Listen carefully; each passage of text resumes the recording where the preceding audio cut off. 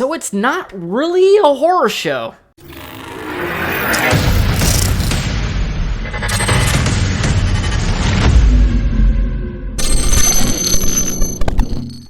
Welcome back, you guys, to the channel. My name is Zach, and today we're going to be talking about Midnight Mass on Netflix. One of the big reasons I was actually really hyped for watching this show is because it's directed by Mike Flanagan.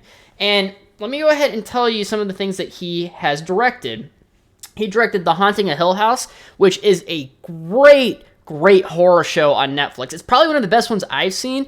If you're really looking forward to something scary to watch for Halloween and you have, some time to put in, the show is great. He also directed Dr. Sleep, which is good. He directed Hush, which is a Netflix movie. Really good horror movie. He directed Gerald's Game, which is a Stephen King book. I think it's a Stephen King book. And they made a movie at it. He directed that. He also directed Oculus. Oculus is a freaking amazing movie. So good.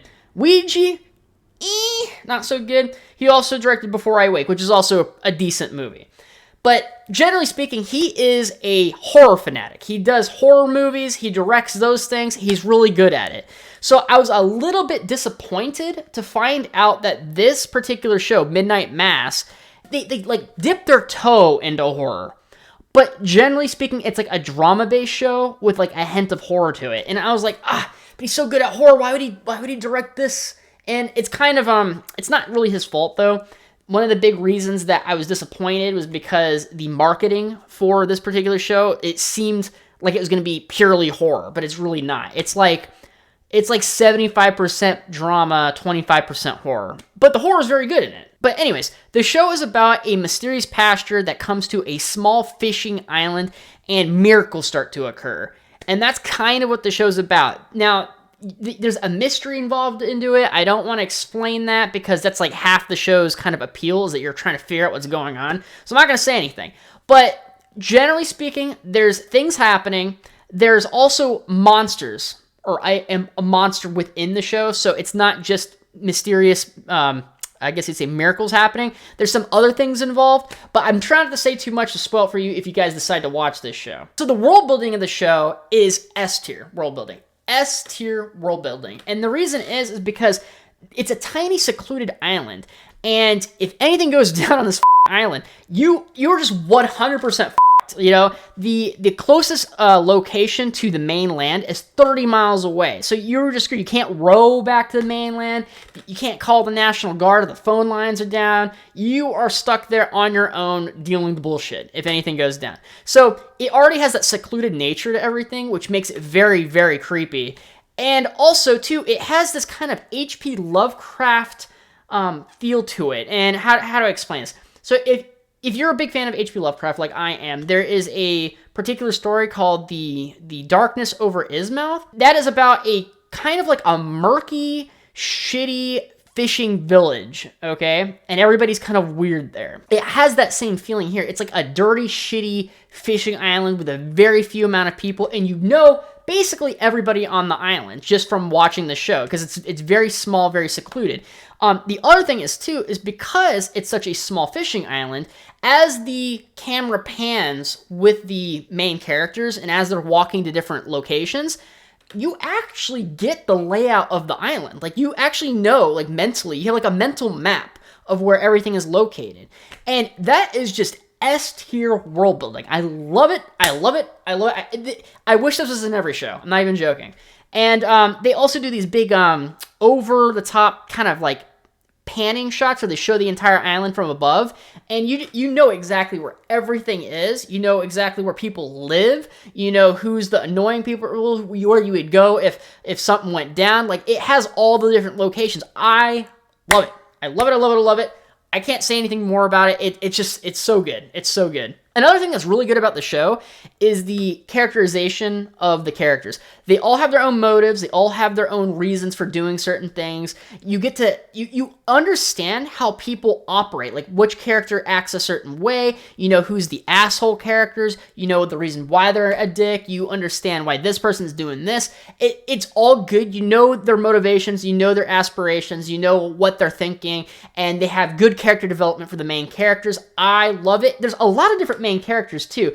There's one particular guy you think's the main character, and then it switches to another character, and it flips back and forth between a couple of people, and it's very strange how they do that, but it works. The other thing is too, is that the characters almost seem too realistic some points in the show, because I'm so used to watching normal horror films, and you expect certain reactions from characters because it's a horror show or horror movie or whatever. But sometimes the way people act in horror films isn't actually realistic. Now, in this particular show, they do act ultra realistic, and sometimes I go, oh shit, yeah, this is like, they're trying to be more realistic about certain characters. So for example, you know, like when a monster's coming at you, someone will like scream, or they'll see something and they'll just kind of sit there and go, oh, what was that? Oh, hello. There's characters in this where they see something and they go, oh shit, like they act like a normal person, and it's actually pretty, like, it's a breath of fresh air when it comes to how characters act within horror. So I'm actually very pleased with what they did with the characters. The horror is also very good when there is horror. As I said before, there isn't as much horror as I expected, so there's that. But when there is horror, it is like really, really good, and I wish there was more of it. I just wish there was more of it. That's kind of my gripe with the show in general, is that they had it as a horror show. It looked like a horror show. It's mostly a drama. But anyways, the horror in the show is really good because they really drum out and they really build the tension before certain scares and things like that. Like, let me try to, I'll spoil like the first 20 minutes for you. Now, don't get your panties in a bunch for me spoiling this, because there's so many more questions in this show. So many more. This is like scraping surface level barely, okay? But there's these kids in the beginning of the show that want to go and smoke some pot, like teenagers do. Now, there's little tiny small islands out off the main island, okay? Now, there's one particular island where they smoke their weed after they kind of row out there, and it is basically overpopulated by cats, okay? There's high grass, and there's a lot of cats. So when they're going out there at night and they have their flashlights, it's almost like going through a crop field, kind of, with a bunch of peering eyes at you. Because, you know, when you shine a light and you see like the eyes peering at you because it reflects off of their eyes, there's hundreds of cats. So for me, I'm sitting there going like, okay, one of these eyes are not going to be a fucking cat. I can guarantee it. So I'm sitting there like looking around. I'm tense as shit just watching the whole time. And they like build the tension so well for certain scares, and it's great. And sometimes within certain horror moments, they don't do like the big, like, you know, the big like loud noise like a lot of other horror films do, where they're like, hey, that was a monster, you know? In this one, sometimes they just let the monster stay there, and you see it, and they don't say anything about it, and it just kind of slides out of the view of the camera, and you're like, oh, balls. You know, and like some of the times the main characters don't even see it, and you're just like, oh no. So it's really good. The horror's great. I just wish there was more of it. That's one of my big gripes. Now, I'm going to tell you a couple of things that I don't like about this show, particularly. Now, for one thing, there is a lot of unneeded dialogue, okay? They explain a lot of shit in this show, and sometimes you just don't need an explanation for things. They talk a lot. Now, the show generally is about religion, okay? I'm going to try to tell you. So it's because about this pastor coming in. The fishing island's a little bit religious, I guess you'd say. That's kind of an understatement.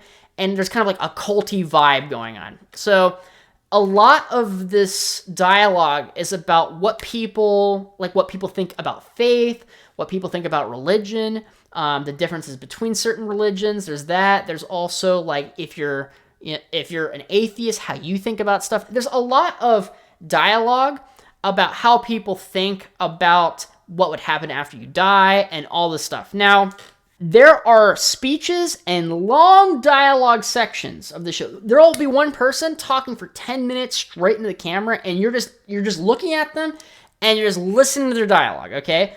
I am okay with that when it's good dialogue, but in some particular cases in this, because it has good dialogue in this show, but in some particular cases, the writers or something, they think that they're so fucking profound, like they're so pompous and they're so fucking profound. Give me a sec.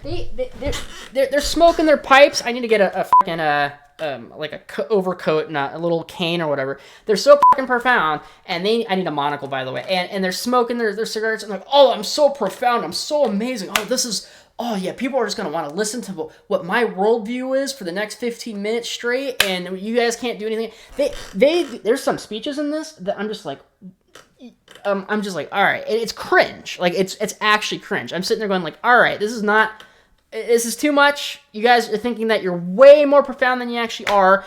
Is this once certain, like, I'm trying to explain it like without spoiling anything. Once certain things are revealed, you're like, oh, this show really shouldn't be that profound.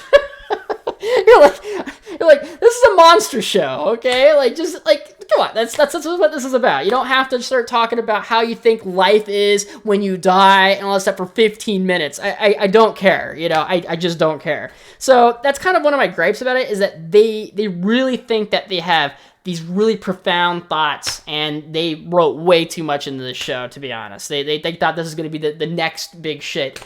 I think the show's good. I think if you're going into it thinking that's a drama, it's going to be good for you. If you're coming into it thinking it's going to be like just a horror show, you should probably watch The Haunting of Hill House instead. It's the same director, and it has great scares in Haunting of Hill House, but that's leave it for Halloween. Haunting of Hill House is probably better for you. But for me, I think this show is about a B+. It's good. There are certain moments that are just like the pacing's bad because the dialogue's so long, and you're just like, I don't care. And but the world building, the character's really cool, and the ending, the conclusion of the show is actually pretty interesting, and the tension is built up to a certain point, and they actually do have a pretty cool ending with like a big shebang. So if you're into that, if you're into a drama and you don't mind, not having as much horror, you'll probably really like this show, and it's more like an A for you. But for me, I'm gonna give it a B+. Thank you guys so much for watching. Please like, share, comment, subscribe, and do all that YouTube business. Until next time, you guys, see ya! Hey, you made it to the end. That means you must enjoy my content, so go ahead and tap that subscribe button for me. And if you don't like my content, subscribe anyways. My videos are proven to make your schlong longer. Follow me on Twitter and Instagram for discussions and movie topics. And thank you so much for the support. You guys are awesome. See ya.